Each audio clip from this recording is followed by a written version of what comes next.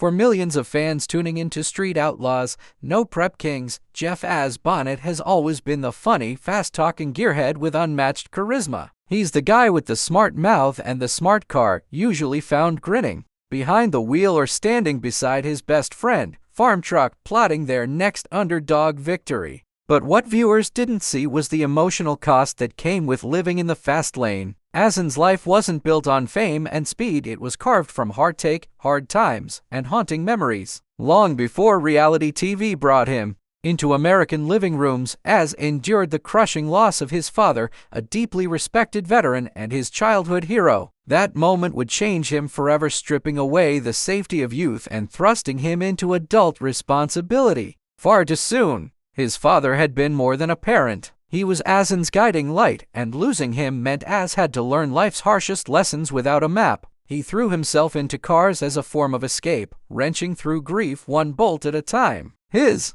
friendship with Farmtruck wasn't just a partnership, it became his emotional support system, one of the few relationships in which he felt truly understood. Together, they built not just vehicles, but a legacy. But tragedy followed closely behind. Years later, Az would suffer another devastating loss. His mother, the last of his immediate family, passed away. Grief returned like an old enemy, familiar yet just as sharp. Through it all, Az never let the public see him fall apart. The cameras rolled, the fans cheered, and the races continued even while he was emotionally wrecked. He masked the pain with humor, kept his public persona intact, and channeled his heartbreak into horsepower. Yet those closest to him began to see the cracks. Az started showing signs of burnout, fatigue, and emotional withdrawal. Rumors of his struggle with depression grew stronger in 2022 and 2023 as fans noticed he wasn't as present, and when he was, the spark in his eye seemed dimmer. He admitted in private circles that the fame had become overwhelming, the pressure to entertain,